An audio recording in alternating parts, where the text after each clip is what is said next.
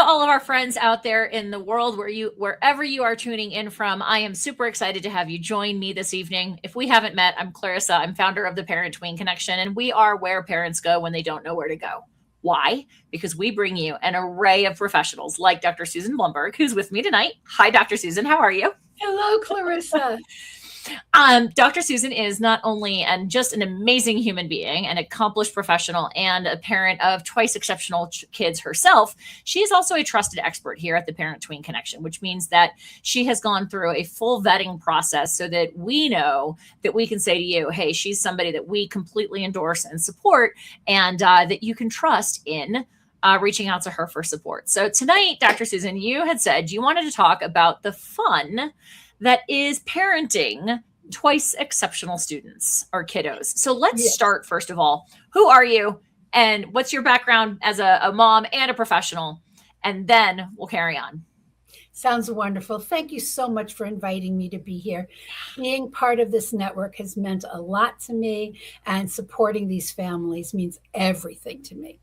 So I'm Dr. Susan Blumberg. I'm a former psychologist, and for the last 9 years, I have been a parent, teen, and young adult coach. And what that means is I help families who are struggling with communication skills, organizational skills, and helping their teens and young adults on the path to a successful, independent adulthood.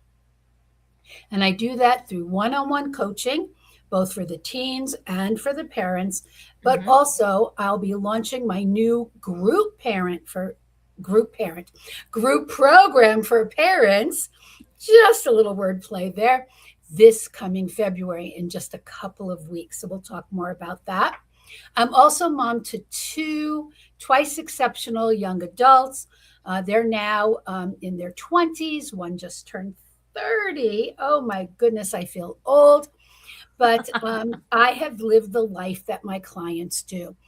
Twice exceptional means, for just to clarify the definition we're going to work with, being highly or profoundly gifted, usually in the field of intellectual giftedness, but it can be music, it can be art, it can be any area in which a child or adult is gifted above the typical level. Plus, they carry 1 or more disability labels. My son carries 2 disability labels. My daughter carries 5. Okay, so we've got some complexities for sure. That's the shortest way to say it. Well, and I appreciate that you can speak to this from your own personal experience, because I know that personal experience informed part of what you did as a clinician, and certainly what you continue to do as a coach now that you're not in the clinical psychology world anymore. Exactly. So as we carry on, parenting twice exceptional. And by the way, thank you for starting with that definition, because I actually wasn't clear about it before you defined it for me myself. What are some of the biggest challenges? Let's start there, that families may face when they've got this double label, if you will, or triple, quadruple, whatever label, where you've got the gifted and a disability label. Right. How does that show up for them? Nobody knows what it is. That means in schools, that means in doctors' offices, that means even in your own homes, when perhaps a psychologist like I was, or many of the colleagues I work with, tells you your child is 2E. This is just, unfortunately, even though this definition has been around for literally decades. I mean, my daughter is 30. She was identified at 3 years old. So I've known for 27 years. I knew what it was because this was the population I worked with. Nobody around my child knew what it was. And so finding services for our children, help educators understand what it means, because even now schools will say, your kid's getting B's and C's. They don't need any special services. Or they'll say, your kid has ADHD or a learning disability or autism. They can't possibly be smart. They just don't understand what it means to have a child who can read material at 8 years old at a graduate school level, whether that's in science or Shakespeare, and also not be able to find a pencil unless you're holding it in front of their nose. Or like my daughter, when she was 9 years old, who came home and said, "Oh, I spent the whole day lying on my back on my chair and looking at the floor." That was the day we started her on Ritalin. And then the Okay. week, we took our Colorado standardized tests, and she was like, "Oh, Mom, math." And my daughter got a perfect score on her math Colorado standardized test in fourth grade. Schools are just not educated in the complexity of what our kids experience. And so then that sounds to me then, right. Right. So it makes it more complicated, but it sounds to me that a natural outgrowth of that for parents tuning in is that there is an awful lot of advocacy that you need to be doing. Yes. And educating teachers about your kiddo and what you see. Teachers, but gifted and talented personnel, special educators who you would think know better, and principals who say, "We don't provide services for your kid in our public school." Sure. And then they require a special education advocate, which is a role I played for 40 years. And we just have to say, here's the material. Let me help you understand. Now, I want to say you and I are both based in Colorado. We know we have listeners from all over the country here. Indeed. Colorado has played a absolutely incredible role being out ahead in the field. There are materials at the Colorado Department of Education that any school system can use anywhere in the country on how to work with twice exceptional students. So the materials are there. There are many school districts that have played a fundamental role in moving twice exceptional education forward. Colorado has been absolutely a leader in this field. Awesome. That's really good to hear. And for folks who are tuning in from outside of Colorado, this information certainly can be helpful to you. But if you also need to find an advocate in your state, or you need support or you need help finding support in your area, that's part of what we specialize in. So feel free to reach out to Dr. Susan or reach out to me, and we can help you find those folks. So Dr. Susan, one of the things that I know as somebody who probably would have been identified as 2E when I was a kid, organization is a major challenge. I can find the pencil on a good day. Oh, good. But ask me where I left it. My husband laughs at me because I'm always like, where'd I leave my sunglasses? Where are my keys? Where's my sunglasses? Like, thank God I finally got a wallet that goes with my cell phone. Where are my glasses? So how do we help the twice exceptional kiddo learn and, God willing, stay organized? Right. So there are actually 8. I don't know if you can see all my fingers here, but 8 general executive functioning skills. I can't talk about all of them here. Please follow up with me. Love to work with your family if we fall down in many of these categories. I'm going to mention 2 today that really are important to many families. And the first one is time management. And so time management is the category in which so many of our families deal with, I don't know how long a task is supposed to take. And now many of us as adults, especially adult women whose kids have been diagnosed with ADHD, and they themselves have gotten diagnosed as adults because they suddenly recognize themselves in their children. And perhaps 30 years ago, their own families didn't have access to these resources, right? We say, oh, it'll just take us 15 minutes to finish this task. I just need 15 minutes to clean up the living room, and then I can go to bed. And 2 hours later, you're still in the laundry room, right? And our kids might say to us, a younger kid might say, oh, I have 15 minutes of homework. And my teen might wake up at 6:45 when the bus is coming at 7 and saying, I can get showered, get dressed, do my homework, eat breakfast, and be ready for the bus in 15 minutes. This is what we call time blindness.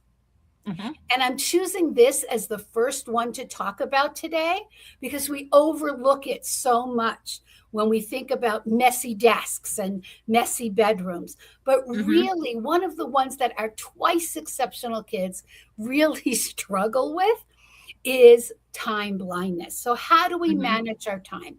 One of the first things I want to do is say, time yourself and time your kid. How long does it take them to finish their math homework?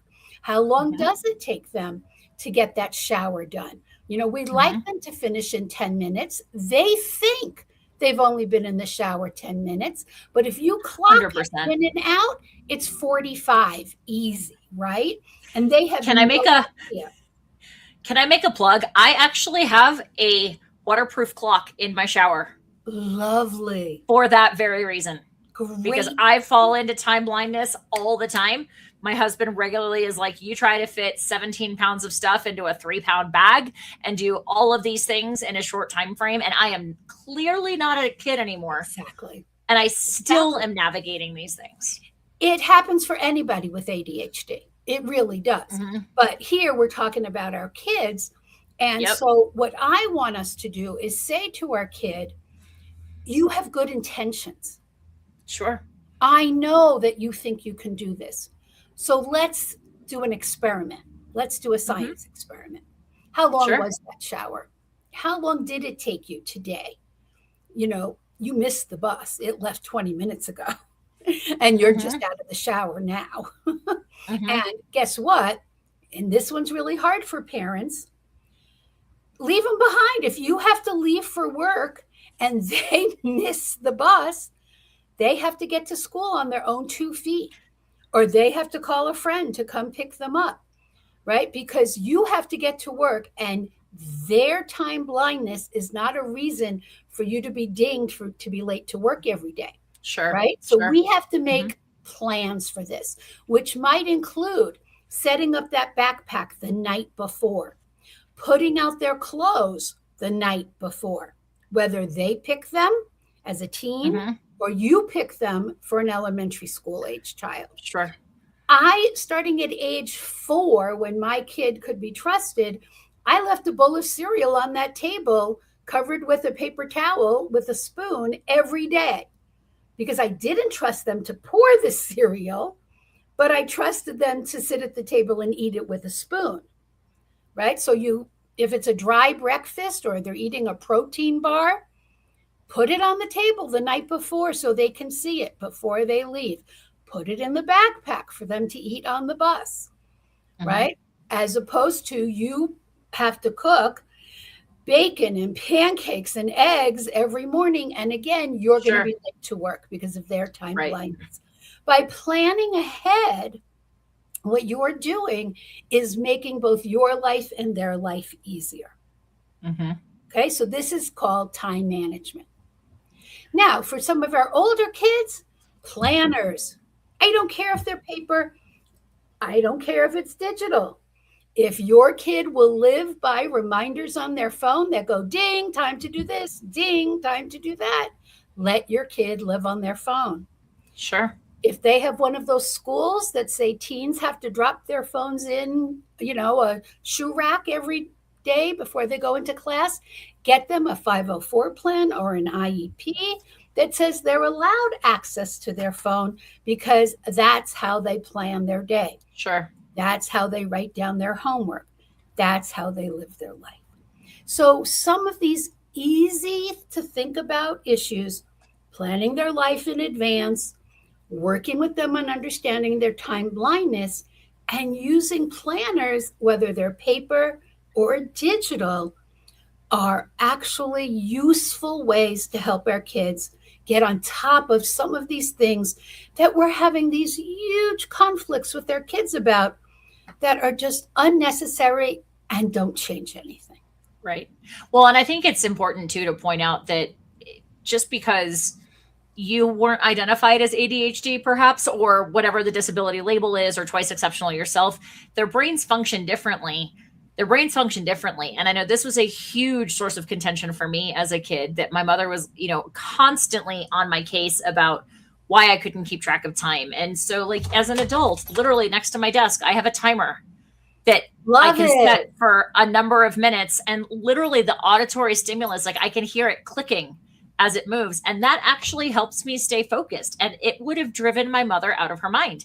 But like if the kids in our lives function differently, who cares? Let's just meet them where they're at. And you see, my daughter, who wears headphones at all times, the click of that timer, she'd kill herself. Yeah, that would not be good. On to keep all noise out of her life at all times, right? Absolutely. But she's really visual. Mm-hmm. And so she has her phone set. She must have 8, 10 timers going off every few hours that tell her, you know, what self-care things she's supposed to be doing, what chore, when it's time to have a snack, a shower, when she's supposed to be doing her laundry, when she has a meal coming up. And she's using an app that I highly recommend to teens, college students, and adults like you, Clarissa, called Finch. You get this adorable little bird, and you earn clothing and glasses if you need them, and a house and rugs and furniture for every task that you complete during the day, a week, a month. It has just turned my daughter's life around. That's awesome. All right, let's shift gears a little bit, because I know one of the points that you wanted to make is that communication with a twice exceptional kiddo is going to be different. So let's talk about, again, how can that present as different, and how do we navigate that? So one of the things we seem to forget when we become parents is how much we hated our parents nagging us. We forget. And so we fall into this, go clean your room, go clean your room, go clean your room, go clean your room. It's been 15 minutes. Did you go clean your room? I mean, how many times do we repeat ourselves? And the second thing we forget is how much we hated our parents giving us advice. Because somehow we as parents have forgotten what it's like to be teens. And so we speak from the land of authority now. And we have totally forgotten, Mother, what it's like to be a 15-year-old. Yeah, that.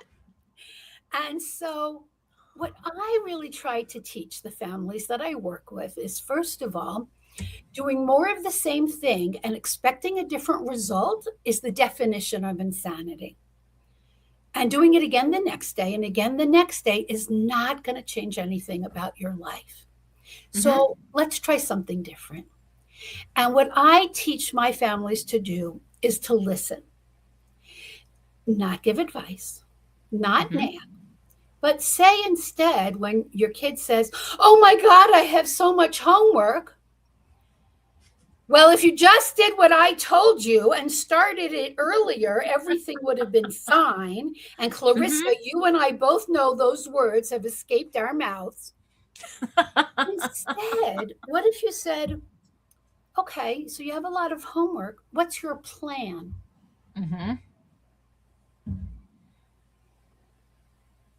And then leave it. I'm not saying a word here. I'm leaving room for my kid to come up with that plan. I'm not giving them advice. I'm not nagging them. I'm treating them as an equal and letting them use their own very good brains to come up with something. And then I can say, would you like my help? Because that's actually a yes-no question. And I give them the right to say no to me. Because then if they fail because they've said no to me, whose responsibility is it? Not yours. I've already been through 7th grade. I've already been through 11th grade. I've already been through college. I don't need to do it again. And every parent here who's going, letting them fail, letting them turn in homework that isn't 100% correct, I need you to slap yourself on the wrist Because if you are only letting your kid turn in homework that's 100% correct, whose work is that teacher grading? Your kids or yours?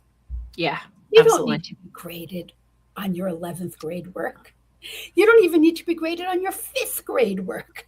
Right. Your kids need to be graded on what they know, so then their teachers can properly teach them. Support them. Absolutely. So hard for us not to rescue our kids. It is, but there's also an aspect that, like, if we learn to let them fail now, they'll figure it out. They will. And those of us who shudder at the idea of our kids failing, guess what? We're there to help them with those emotions. Exactly. Yeah, that was so hard to get a C on that test or get an F on that test. And here's the deal. What's your plan? Yep. How should we deal with that? What could you do differently next time? Instead of us imposing our ideas on them. Well, and I think an underlying value to that too is saying that tells them implicitly, not explicitly, hey, I trust you to figure this out. And if you don't feel like you can, I'm here to help you. But it's building their confidence underneath it to say, I have a colleague today who said everything is figure outable. But if we don't trust them to figure it out, how are they going to believe that everything is figure outable? Exactly. And if we keep rescuing them, what are we teaching them? We're teaching them they don't have to learn anything, because mommy and daddy is going to do it for us. And therefore, we never have to learn any skills. Sure. Life and that's not how we want to raise the next generation. No. All right. So, Dr. Susan, you will be the next piece, which is how do they get to be successful, independent adults? Not if we rescue them at every step of the way, starting in 3rd grade, people. Starting in 5th grade. Absolutely. Absolutely. And so that's actually part of what we are going to be talking about more in the conversation we're about to have, Dr. Susan, in Parent Tween Village. For those of you tuning in who don't know about Parent Tween Village, it is our private community for parents who want to have a deeper dive with professionals like Dr. Susan Blumberg.